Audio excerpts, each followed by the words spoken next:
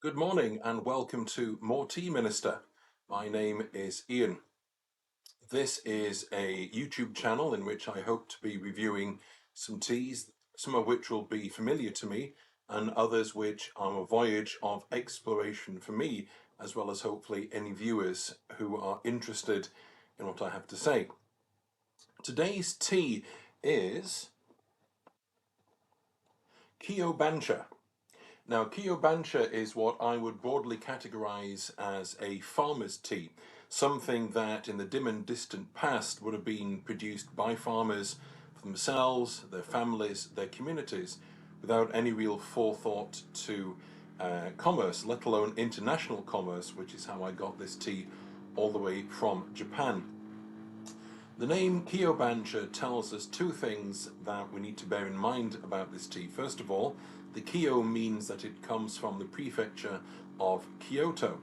It also signifies that it's a special kind of Bancha tea, a special way of processing it, or at least it's a sort of family of ways of processing Bancha tea.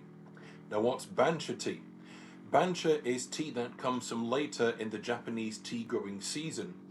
By this point, the leaves are larger, they're older, and they're coarser. They might be used for producing green tea, but there's also an opportunity there to diversify and to produce all kinds of teas from these leaves.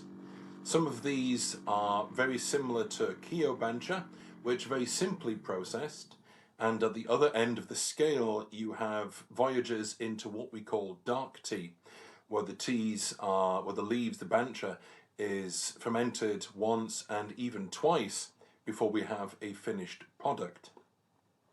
Let's take a closer look, or I'll give you more of a description about this packaging.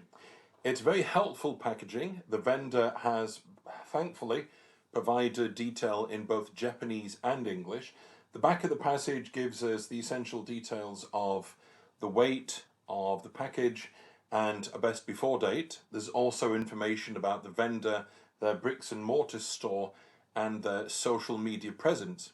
The front of the packaging, and I appreciate you won't be able to see any of this, gives us information about the geographical origin of the tea, the cultivars that are used for this, and it includes Yabukita. There's a very helpful map here.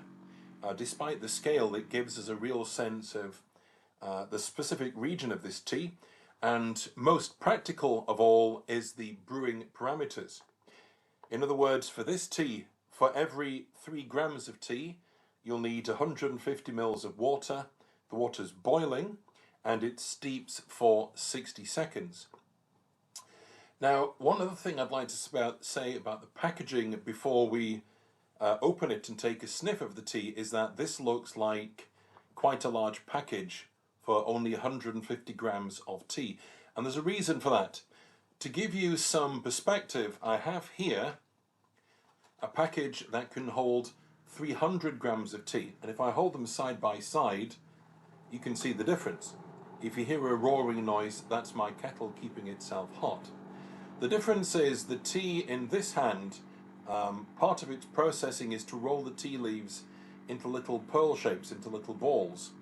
They can be stored in a very much more compact way under vacuum without damaging them, whereas these leaves here are processed very simply and they remain largely whole, although there are some fragments. That means that the leaves take up proportionally a lot more space. They also need even more space to avoid damaging them in storage and transit, because otherwise you'd simply have a bag full of powder, which would be a real shame. So let's take a sniff of this tea,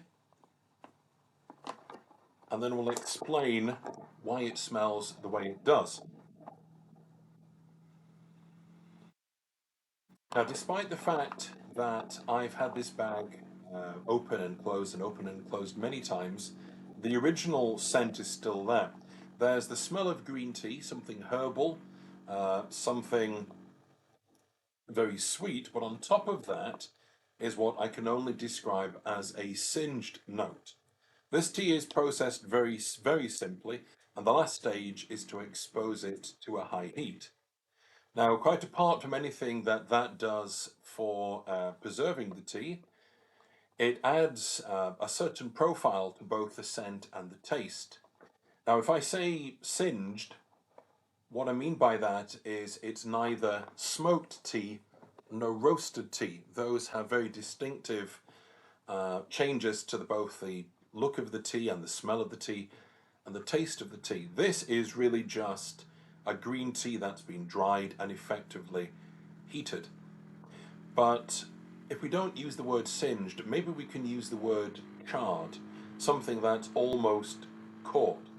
And it does add an extra dimension to what would otherwise be um, really a green tea. So, what we can do now is give you a quick look at the leaves.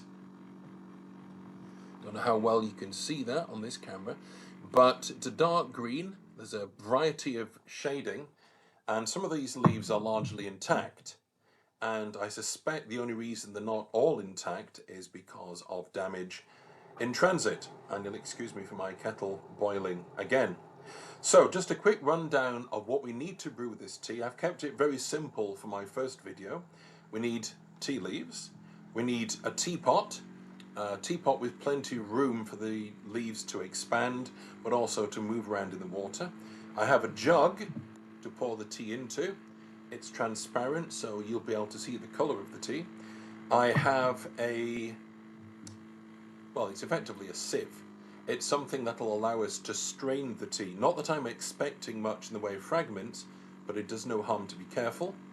I have a teacup here, and I have off to one side, you've already heard it, is my trusty kettle. This is a kettle with an urn function, so it can stay at 100 degrees centigrade. So the teapot is pre-warmed. I've already poured the water off, and we can get on with making our tea. So this is 6 grams of tea, and that will give us, we need 300 milliliters of water. Any less and you won't really be able to see it in the jug. There we go. I forgot to bring a measuring jug, but having done this a fair few times, I know that that is about right. Let's put that there. And we can give our tea 60 seconds to steep.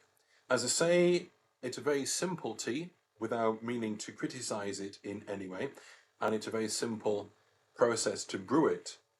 I did rehearse this video with other teas, but they necessitated other equipment and they went on for far too long. I suppose anybody watching this may already think it's going on far too long, but I promise I've boiled this down to the absolute essentials. So, as we get towards the end of our 60 seconds, let's get our strainer in our jug. Let's move some of these other things out of the way so we can see what we are doing. I want this tray, the strainer, to go there so I don't spill. If I was being very organized with this, I may have a bamboo tea tray and water tray here so that any spillages are gathered up, but keeping this as simple as is humanly possible. Just going to give the teapot a wee shoogle. That's a local word and it just means a gentle shake. And let's see what we have here. Some of the leaves are coming out, but the majority of them are still in the teapot because they're quite large. There we go. Incidentally, it's possible to reuse those leaves, to re-steep them at least once. The one thing I would caution against when you do that is this tea is not entirely caffeine free.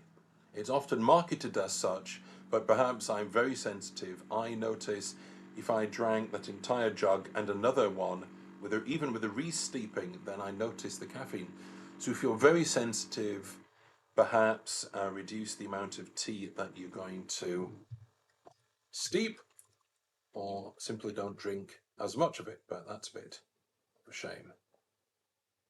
So there we go. Let's give you a chance to see the colour of the tea. I don't know how well that's coming out. I think that's relatively accurate. It's a lovely pale yellow. There's no green, nothing of the sort of green tea colour has come out. Let's have a smell at the tea. That singed, charred quality is still there. And there's a freshness that comes from the fact that it's basically green tea leaves. Something sweet and something slightly herbal. So that just leaves us to give the tea a taste. Just pouring out a wee bit. I don't need too much for these purposes. I'm going to slurp this tea. It's not because I am being uncouth, but it helps with picking up the flavour.